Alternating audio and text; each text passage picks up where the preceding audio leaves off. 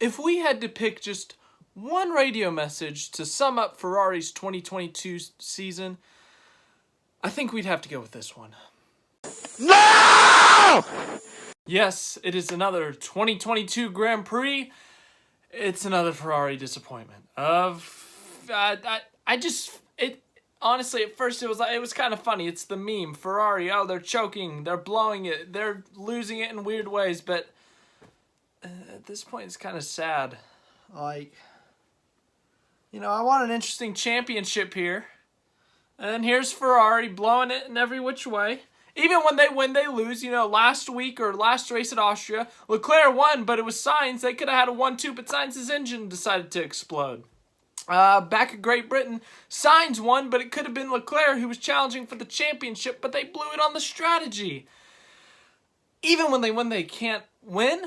And when they lose so hard that I don't even know anymore. All Ferrari fans probably are wearing this hat right here, right now.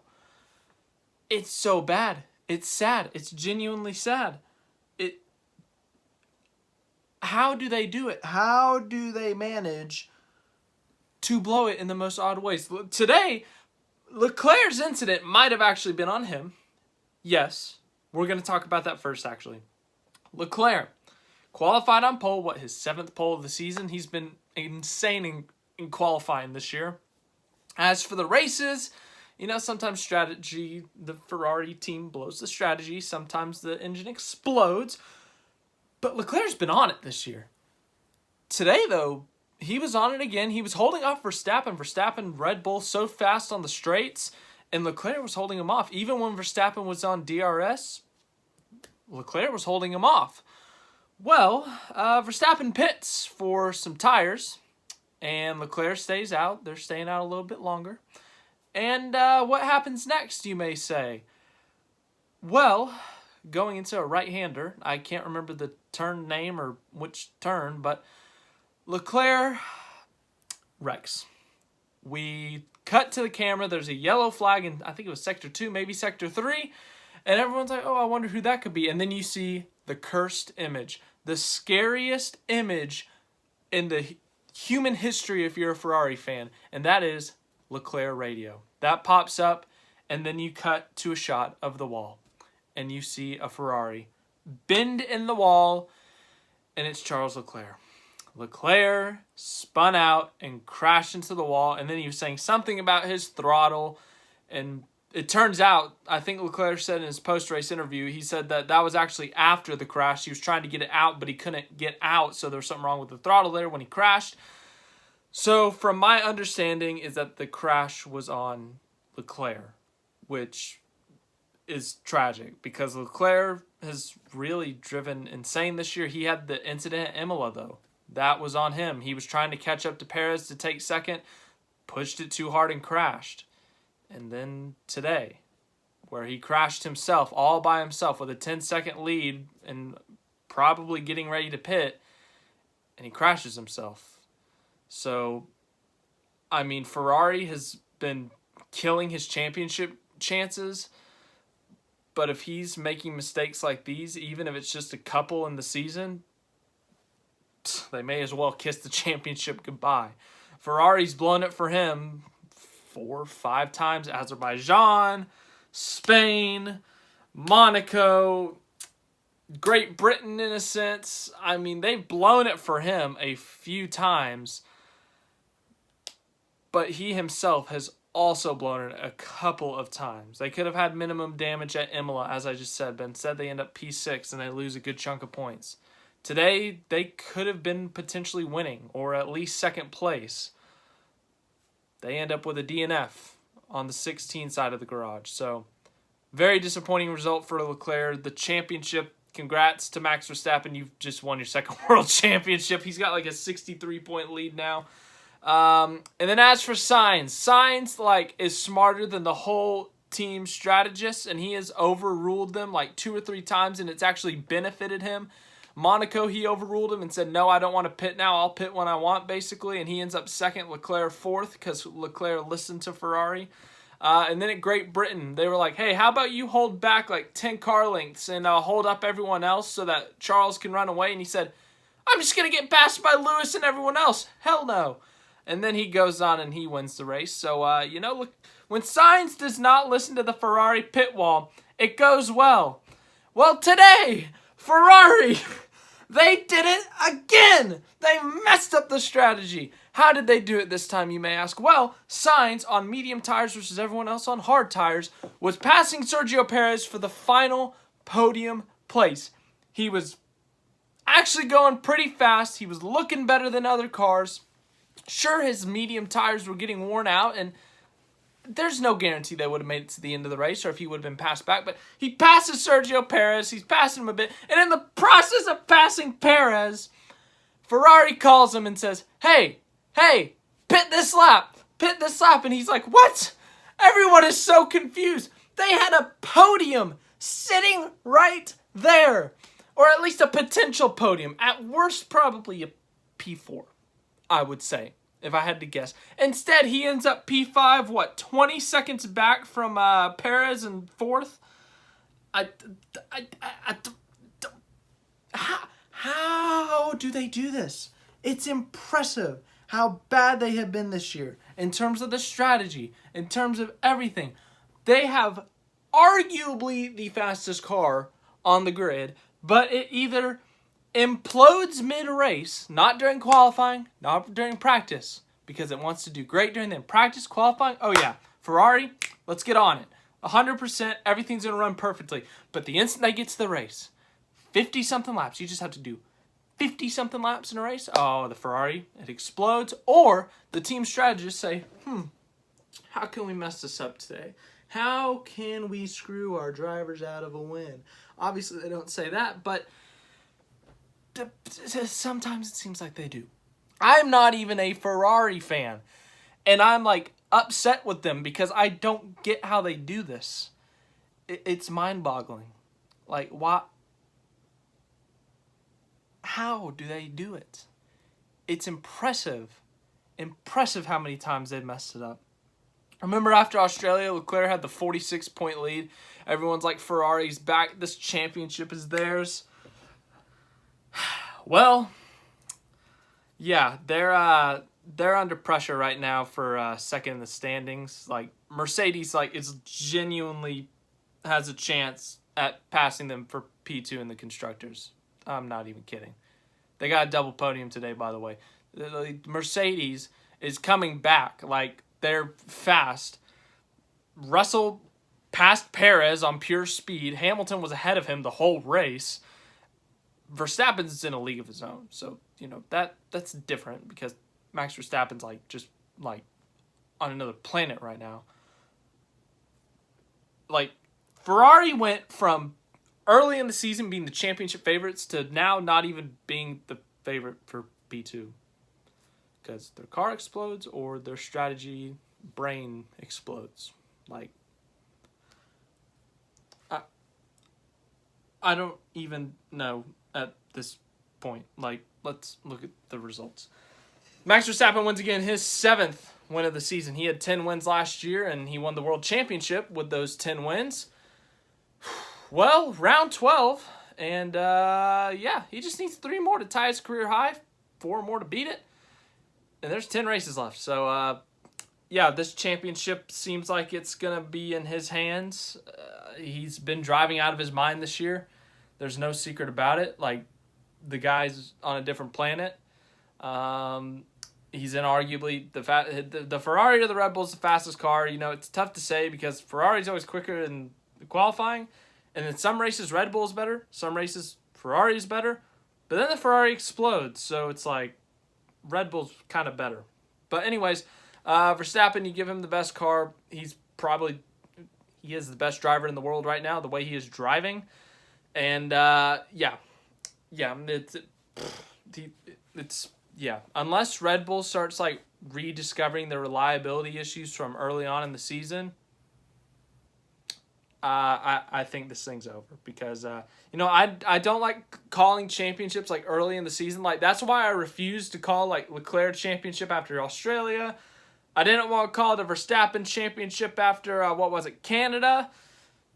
But Ferrari has yet to prove me wrong, and Mercedes is still, they're getting up there. They're getting close, but they're still not quite there yet with Red Bull. So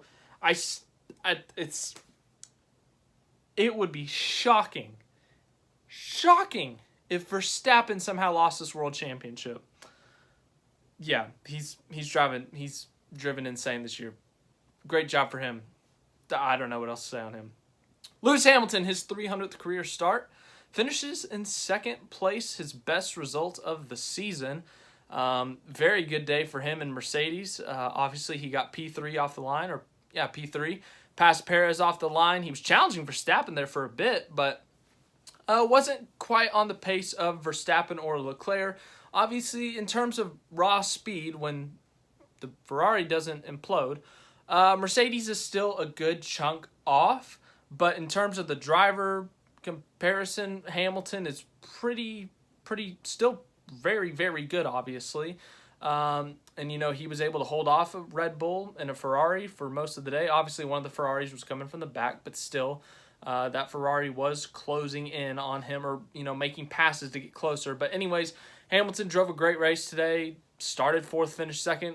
Great 300th race for him. Congratulations to him on 300. He's done quite a few things in those 300 starts. So, let me know if you can remember any of them. Just a few championships, just a few wins, just a few. Anyways, George Russell finishes third. The first Mercedes double podium of the season, I think. It's been a while since we've seen one of those. By the way, we have not heard the British or German national anthem through 12 races this season. That is a miracle. That is a miracle. It's probably been like 30 straight years you've heard the British, or maybe even more than 30. A long time you've heard the British or the German national anthem on the podium from either Schumacher winning, Mercedes winning. That's the German side of things. And then from the British side of things, there's a lot of British drivers in F1. But Lewis Hamilton, we could go through that list all day. Williams, McLaren, the British and Germans win a lot in F1. We've not had to hear either of their anthems all year long. It's pretty neat, I guess, unless you're a fan of one of those. Anyway, Sergio Perez finishes fourth. Checo, hey, what were you doing there on that last restart? Virtual safety car for a DNF for Zhou Guanyu, and Perez is ahead of Russell. And as it ends, Perez just, they use the term, people say, you get caught sleeping. Sergio Perez was literally sleeping. He just let George Russell go on by, and Russell held him off for the podium. So Perez, this was not his greatest weekend in terms of speed, pace, but so that was just, I don't know what that was. Carlos Sainz finishes fifth. Could have very well been a podium, but from the back of the grid to P5, still very impressive. But Ferrari's going to Ferrari. No other way to say it. There's no guarantee he would have held on with those medium tires, but he was in the podium positions. I think at that point, you just got to stick it out. You had a 25-second gap back to sixth place anyway, so you could have pitted, put some softs on, and even if you came out behind Alonso, you probably could have passed him because, A, the Ferrari is much faster than the Alpine, and B, the soft tires are going to annihilate old mediums or hards or whatever Alonso was on. So I'm no expert in the strategy realm, but I'm going to say that was pretty stupid. That signs, I don't even know, man. Alonso finishes sixth. Double points for the French team in the French Grand Prix. Seventh place, Lando Norris. Eighth place, Esteban Ocon. In the fight for P4 in the constructor standings, looks like Alpine got themselves a little bit of an advantage there with Alonso getting 8, Ocon getting 4, and then Norris getting 6, Ricciardo getting 2. So good little, they break that tie. They're up into 4th. Daniel Ricciardo up in 9th place, gets himself some more points. I think he scored points 2 straight weeks.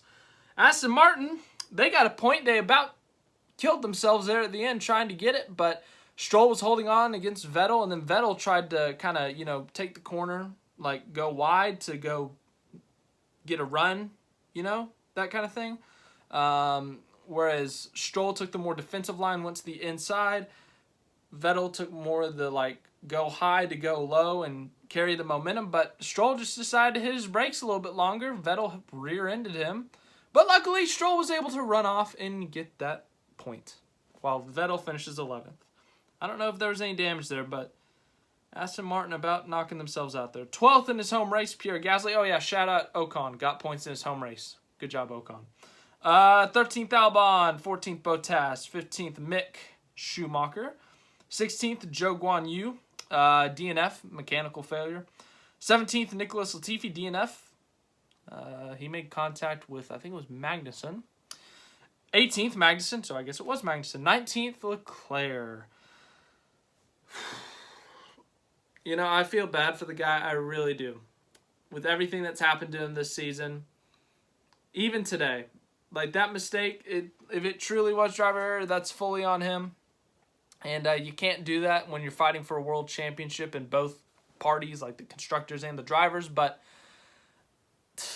golly, man, it's been such, it's like the definition of a roller coaster of a season. He's got more wins than he's ever had in his career this season. He's probably got more podiums than he's ever, well, maybe not podiums, but he's getting poles left and right. But him and his team find ways to lose races in the weirdest, wackiest, stupidest ways. And today might have been their 2018 Germany. Remember back in 2018, Germany, Vettel crashes out of the lead. Hamilton goes from 14th on the grid to win. Now, sure, the championship wasn't clinched there or anything. Lewis Hamilton didn't get go from a 30-point advantage to a 60-point advantage, but I think Vettel entered that race with a 3 or 4 point lead and then left with a 20-point deficit. I can't remember. But everyone looks back at that moment kind of as that was the kind of moment that kind of changed the tone in a sense, I guess. Ferrari's had a lot of those moments this year. You could really pick out any. Azerbaijan, Spain, Monaco, today. You could really pick any of those. But today, that might have been the sound of the nail in the final coffin, as that NASCAR announcer once said. Yuki Tsunoda finishes last. They said he had contact with someone, and then the damage was too bad, so they couldn't do any better. But all right. Decent race. It seemed hard to pass even when you had the DRS. This could have been the last French Grand Prix for the foreseeable future. So that sucks, I guess, if you're from France and you like F1. But, that's tough for sure. But, next week it's Hungary, and we will be back to talk about how Ferrari blew that one. To talk about the race. And, yeah, it's so impressive how they blow it every week. It's so impressive. I can't wait to see how they do it next week. I really can't. Fantastic television. Honestly, fantastic television. For real, though, we got a NASCAR race later today. I hope you all have a great rest of your day. See you later. Like, subscribe, share. I'm so sorry, Ferrari fans. I can't imagine what you're going through.